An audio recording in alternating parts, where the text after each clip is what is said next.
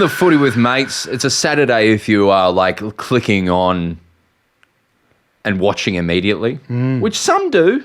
Oh, yeah. 100% they do. We've got a very special guest today, which I feel like I'm very excited to do. And we thought about doing this a few days ago. We're pretty much, not to the date, but close to celebrating 12 months since the first appearance of this guest on the football podcast. They came in as, well, I'll tell my story. So when I started the Footy Pod with Thomas, it started in February of 2023, and I was like, I'd had in the back of my head that I wanted to do a footy show, but I was like, because I like talking about it, but I wanted it to kind of be about talking about footy in a different way, because there was a lot of, get stuffed, you fucking dog. A lot of that going on. And I was like... Which we love to do. And I'm surprised at how much that actually is in this, and I apologise for that. But then I was like, I would love to find some different voices out there who aren't heard about. And so I started to go out and try and find people and chat to people. And I found it really hard because particularly, and to be really just upfront with it, I wanted some female representation, because where we come from in comedy, it's a very different ball game to sport.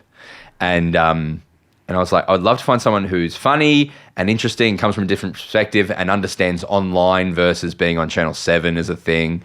And I just found it really, really, really hard. And then I was on TikTok one day, and this person came up, and I was like, I know that name from The Age. I'd seen articles from them in The Age.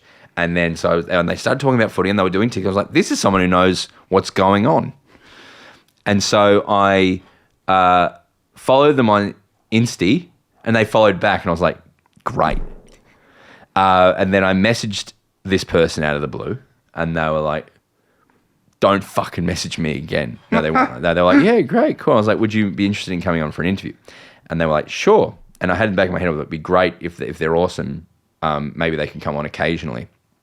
I said to you, Tom, I found someone who's really cool. Then you came on and we did an interview, and then our audience were like, more of that person. We love this person so much. And it's been so nice for the last 12 months to just see how... No, I was hoping that by getting some different voices who aren't seen across the platform as regularly, that it would champion different voices. But what it's done is it's just showcased how much people love you and want to hear from you. And I've talked too much, but please welcome Marnie Vinall. That was a good intro, Broden. That was overwhelmingly flattering. But it's how have you felt since coming on this last year? Yeah. Because really good. You had to get clearance, do you remember? Well, yeah, I mean, I still have to get clearance. Yes. Really. Because the Age do get, like, say yes or no to whatever I do, because I'm an Age employee first and foremost. It's been great. It genuinely is a bit overwhelming, especially because I've come up through AFLW and women's sports sections. My target audience has never been the young men, and I suddenly have all of these young men in my DMs and stuff, but just being really supportive and nice and lovely, and a lot of, like, my following's grown a little bit, and it's a lot like young, not by, I'm not being like at your standard, but but just like like a bit, yeah, and it has been like yeah. an increase of like audience that I haven't really felt like I've been able to speak to before. Which has changed things in my brain a little bit about how I speak and who I speak to, because I kind of just assumed, well, I'm speaking to women, but I'm not really, because I've had people like in real life come up to me and say, like, I got into the Women's World Cup because of you, or like, I like the X that you say about AFLW, or like, I learned about this thing because of you, and I've just never really thought about that I could speak to people. You thought that you would, like, your career in sport would have to be just focusing on women's sport and talking to women only? No, I didn't. I mean, I never pigeonholed myself like that, or like I never really considered it, I think, too strongly, but I was kind of, like, if I'm being honest, I was just like, I feel safe in women's spaces. Yep. And now I'm kind of like, I feel like I'm in a 70-30 men to women space, which is great. Like, I'm like, it's great, but it's just, I think changed my thinking about my work a little bit as well. I think our audience veers, I think at the moment, and it may have changed upon your arrival, to be honest. And I feel it on the other way too, because I think our audience is actually skewing closer to about 65. Oh, that's cool. 35. I struggled with the math for a moment there. Yes, you did. But also, right? That was a dramatic pause. It wasn't a dramatic pause. It was a math pause.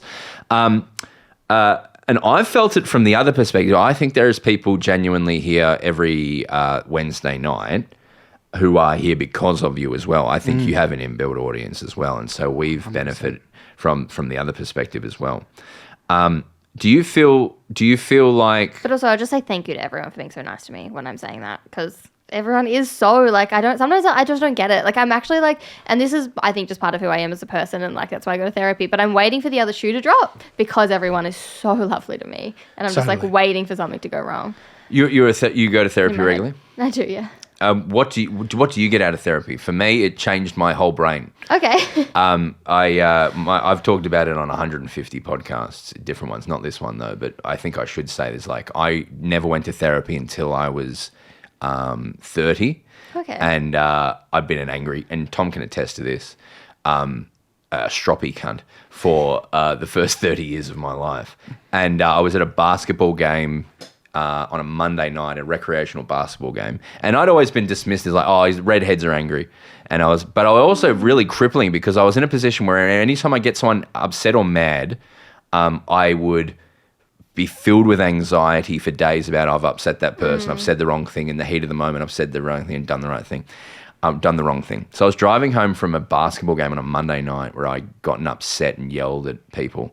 And I was like, well, I've got to fucking sort this out. And so I went to a therapist, and it was the learning of more, like, it all came back to anxiety for me, where I was anger as a reaction to anxiety, where if you don't know if you're feeling anxious, you go into a position where you fight, flight, or freeze. Freeze. Yeah. And mine would be to fight. And so I was acting out from anxiousness, and then I'm not perfect now, but it helped me so much in my 30s. So I only bring that up because I was like, that should be something that young men hear me say. Oh, yeah. I've noticed, like, there's a big noticeable difference, I think, with all of my friends, like the ones that go to therapy and the ones that don't. And it's just, like, learning how to manage yourself. And also, I do, like, all feelings are valid, and I feel that quite strongly. But it's just, like, even if you've got feelings that are valid, knowing where to put them and how to handle them. 100%. And, like, okay, well, maybe I'm feeling this way towards a certain person because they did something that upset me, or maybe I'm feeling this way about a certain person because of my own shit that I'm carrying, and like being able to decipher the difference has been like very helpful. I didn't know about the healthcare plan, mental health care plan. It's like the 10 sessions one? Yeah, you get free 10 sessions if you essentially just go to your doctor and say if you are struggling with your mental health, and they can pretty much set you up with a therapist. And I didn't know the difference between a psychologist and a psychiatrist. I was going to say physiotherapist, but I do know the difference between that. But and what I've learned with therapists is it's literally just the process of going through. Like sport is, if you want to get quicker, you run. If you want to get better, you practice good mental health. Yeah. But yeah, how long have you been going to that? And is it something you work through regularly, or yeah? Since I was 17. Really? I remember, the first therapist I saw when I was in year 12. Often, and I've been so off and on, because I also think that like a lot of people will like go to therapy and they don't click, and then they're like, oh, okay, well that's not for me. Where it's like you've got to find the therapist that like works for you, and that can be a process and take ages. Yeah, I've done 6 sessions with 4 different ones and clicked, and then because given it's up, like and I emotionally draining as well. What I find, because like all those sessions that you probably did, it's just like, well, you're putting so much into them, and it's not working, and that can feel frustrating. Yeah, I found it helpful, but didn't feel like I could take that next step. Do you know what I mean? Like, you could get some issues out and have some quick answers, but to get to the depth of the issues, I never felt like I could, Yeah. So yeah, difficult. Yeah. So I resonated with that. It's a journey. Yes. Yeah. But you also, we talk about being 17, you started in dance, and I don't think we've ever talked in depth about this, but you have this weird, untalked about background where you're a dancer and a comedian. Yeah. So what school? You didn't go to normal school. No, I feel like it's come out a little bit the more the two have seen just the way that I handle situations. I'll just like dance around. Before we go live in here, or before we performed at a music festival together, Marnie would just start dancing. And I was like, that's not, Jake Niall wouldn't do that. That's how I've got to get like my energy up. Yeah, 100%. So yeah, you went to dance school. Yeah, I went to Newtown High, the performing. Yeah, so I grew up in Bathurst, and it was very much just like big fish, small pond vibes. Like I was quite good at ballet and areas like jazz, and I was not a good tap dancer, but other form like contemporary, like I love contemporary. If you had to pick one though, tap is the one that's becoming more and more obsolete. I think so. Like it's a bit showy, to be honest. Yeah, totally. it's about shoes that make sound. That's not really. That's like dance-ish. Yeah. And yeah. Did you do other subjects? Like you do maths and writing and like English? Well, at Bathurst, yeah, everything. So dance was just like a subject that you could do. So you had to do like you did like one dance, one drama, one woodworking. You know what I mean? Like really? One of those. Oh, right. Yeah, I did woodworking. Yeah. I loved woodworking. Yeah, that's cool. It was just like one of the kind of side subjects. Yep. But I obviously took it really seriously. But then I went to, when I was 16, I got into Newtown High, the performing arts. And that was very cool. And is that what you wanted to do? That was your thing? Like, I wasn't 100% sure where I wanted to go with it, but it was kind of like, well, why would I not? Like, why would I give up this opportunity? And also, I wanted to go to Newtown because it was such a good school academically as well. There was other subjects there as well? Like, did you think it would be like fame or centre It stage? kind of was. Like, we danced every day. Like, every single day we had dance. Block? A lot of block dance wear? Yeah, yes, a lot of block dance. We had to wear that once. Yeah, we had to buy the pants. I wore the block. Comfy? The pants around. No, it's hard for your balls. Oh. You got to learn how to pack your lunch, is what our dance teacher would say. That's quite funny. Disgusting. But yeah, it was such a culture shock though, going from like Bathurst, where as an example, one of my friends, Chinese Australian, would be like scared to go outside on Australia Day, right? And like one of my friends who's openly gay now didn't say peep all through high school. So it was like that kind of gives you a general idea of the culture vibe. Didn't say a peep about that. Until, right. You know what I mean? Like it's not a safe place Yeah. for minorities or, like generally speaking. Yeah. Yes. And then I go to Newtown High, where it's like the principal's like the gayest man I've ever met. Like it's wonderful. And Yeah, so that was how old were you when that happened? Like when you went to the new school? 16. So that's mind-altering. It was really bizarre to be like, I'm 3 hours difference, but in the same country. And also, I don't want to put slander on Bathurst High because also just like, I think a lot's probably changed in the last 20. Oh God, I'm so old. The last like 15 years, I'm bad at maths. A lot's probably changed, and I don't want to give a bad perception of Bathurst or Bathurst High. I also am a big fan of public schooling, but it was just like drastically different. 100%. And was it all positive, or did you have some negative experiences with that change as well? Because you said it was amazing and you wanted to go there, and it was... Yeah. I mean, isolating because, like, you're going into a new school where everyone already knows each other and you have to find your friend groups. Totally. I'm trying to think of other negative aspects that probably came along with Newtown. If there wasn't, really that's just... sick. That's I had a great time. Yeah, that's awesome. So you went through dance school and then pivoted? Yeah, so at the end of... Literally, occasionally. pirouetted myself into a different career. Jinx, Marnie, jinx. Did you like sport through dance school? Yeah, but like Rabbitohs. Yeah, that's right. Like I would go to the Rabbitohs games. Were you NRL growing up? Yes, Yeah. massive. Where did that come from? Is it just Dad. from being a New South Welsh person? Yeah. Like I did not know what AFL was when I was a kid.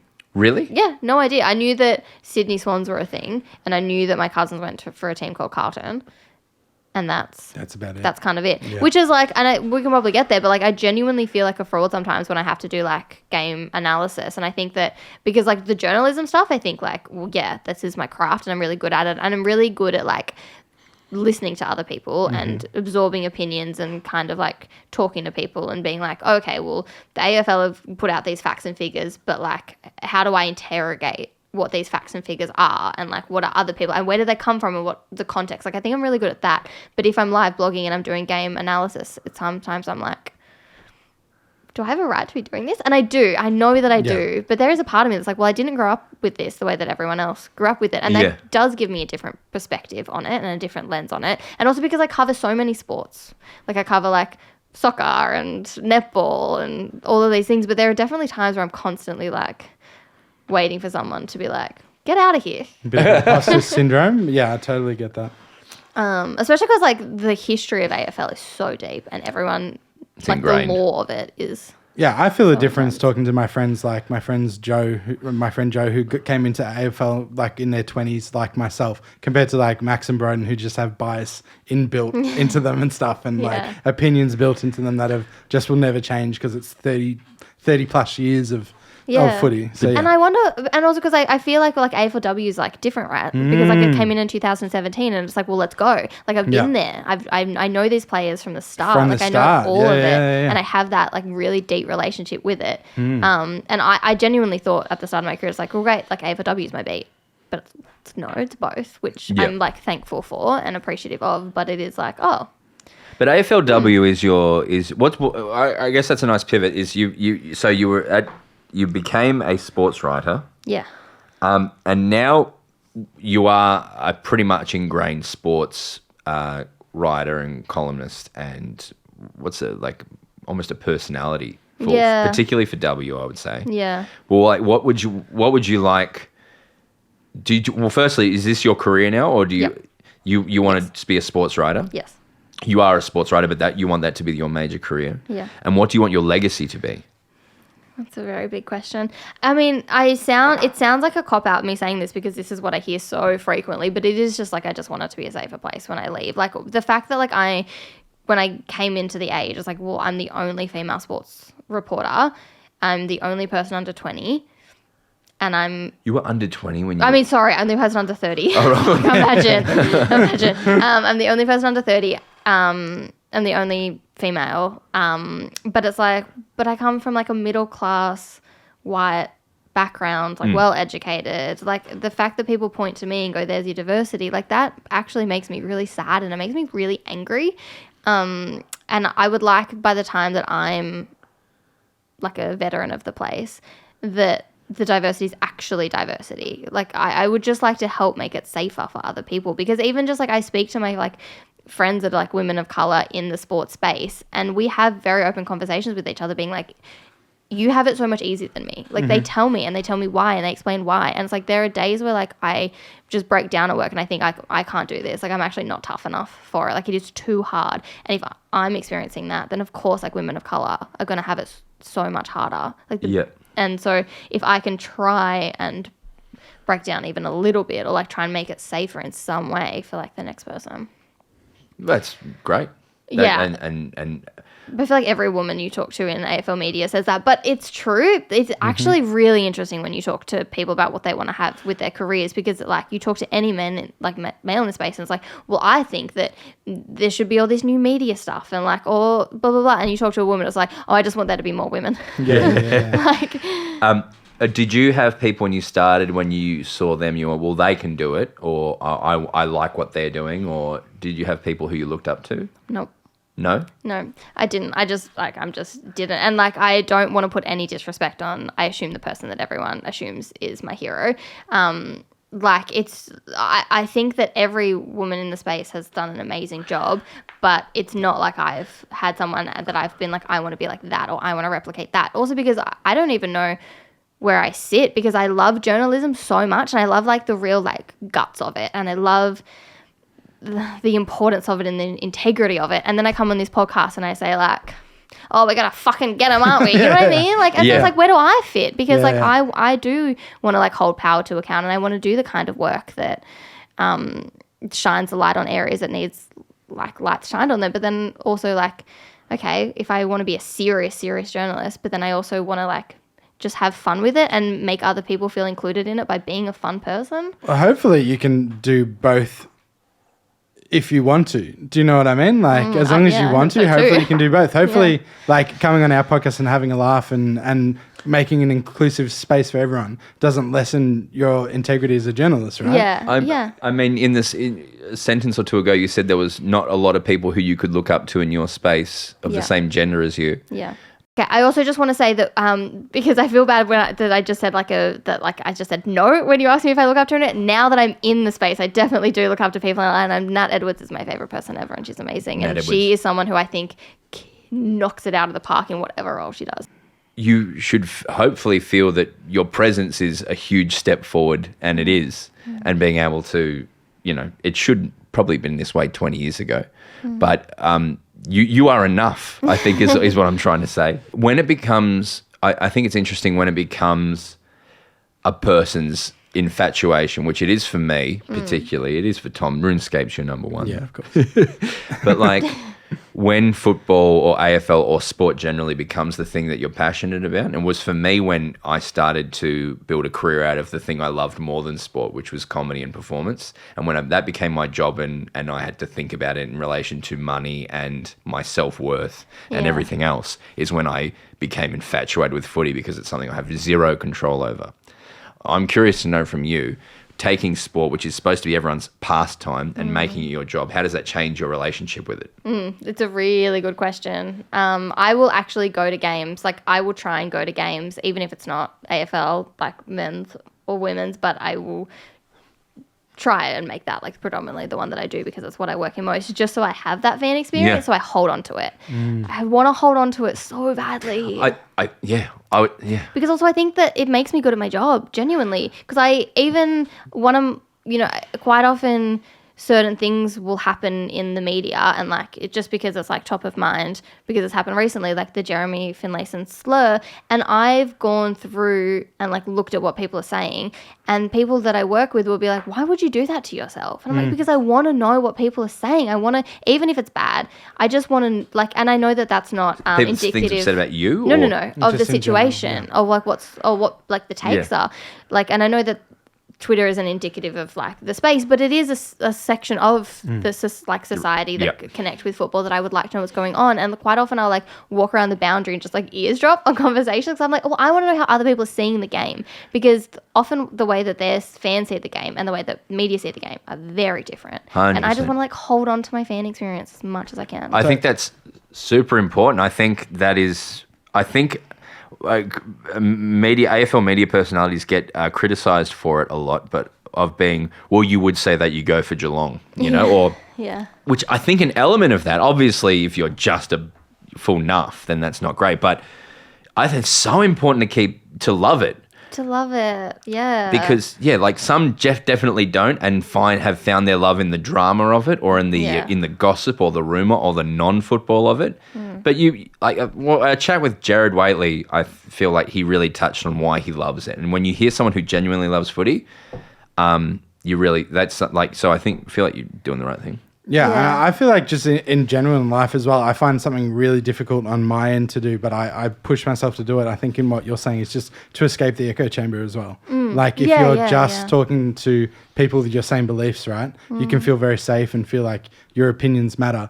But when you go out there and see the opposite, that's when you can really learn stuff. Yeah, right? And it can be really rattling. It can be fucking disgusting too, and really fucking awful. But sometimes it's like, oh, well, that's where the population's at. So it's good to know that because I know what I'm up against. And also like very vital to my job. Like if I was to just assume everyone saw a certain thing a certain way, then I'm not doing my job correctly at all. Yeah. And because like it was said to me at the basic start, because I do have like a very like over enthusiastic vibe, I guess, when it comes to sport. That like that's going to get beaten out of you so quickly. Like people would say that to me all the time, and like even just like games that I didn't have any skin in the game for, like I wasn't working, but I knew that people in my office went for those teams. I'd be like, oh my god, like good luck on the weekend. And I'm, you don't mean that. And I was like, no, I do. Like why would I not want you to be happy and enjoy this game and like come back to it? And just because everyone's kind of had like that magic like taken out of it, like off them, I want to keep it. Cynicism is contagious. Yeah. And optimism is really easy to lose. Yeah. Yeah, I feel that sometimes. It's the hardest thing sometimes to say is, no, I genuinely like that. Yeah. Because it's so easy to just jump on board cynicism. Yeah. Where would you like, as we close out, where would you like to see football and sports in Australia in 10 years? What would you like to see? 10 years. When you're 40. I want to be like... Are you 40 in 10 years? Yeah. Just checking. 10 years is a long time. That's a whole decade. Is it? I wish I had some time to sit with this, because that's a really good question. Because I also want to answer it like, what do I realistically think like that we could get with still having that like dreamers kind of cap on? Because I want a full season of AFLW. Yeah. I just want to see a full season of AFLW, because you can't give it a proper go until you can build narratives and you can keep momentum going. And like I talk about enough why I think there should be more rounds, but it's like, well, realistically and sustainably, can you get there in 10 years? Like, I'm not sure. The AFL don't seem to think so. Yeah. And then to the point where like, okay, well, we want players to be full-time and paid well. I mean, well, actually, And your job, what would you like your job to be in 10 years? Oh. Also, I do think we can get there on the pay. Yes. Because we already are cricket. Yep. Knocking out of the park. Yeah. And like even just like what we saw with the Matildas, like it really just changed the perception of women's sport. So I think we're getting there. My job is a great question, and I don't know, because had you asked me this time a year ago, I hadn't even met the two of you, and now this has like become such a core part of what I do and how I view my identity in the space and how other people view me in the space. Like people come up to me now on the street and they know me from this podcast. It's not like they know me from the paper. So I find that question really hard to answer, because it's like, how would I possibly know? You don't have to have an answer. Yeah. I would like to just still be in it, and I would like to just, I mean, it sounds like such a naff answer, but it's true. I just want to see it more be like diverse. Yeah, Like I just 100%. want to see it represent society a little bit better, and I want people to feel safe and included. Like I feel like what I want is is like, okay, well, racism is probably never ever going to go away, because in the pits it will always be there. So there'll be like a racist slur that said, and we don't point to the one diverse person in media and go, what do you, and they have to be the spokesperson for it, because we have all these other voices that can talk about it. And same for things that happen for any, minority. And on that note, Marnie, thank you so much for being one of our mates and for joining us on this adventure. And we'll be back with you next Thursday or Wednesday. You know how it works, everyone. Thanks, Marnie. Thank you, Tom. BTP, which is bounce that pill.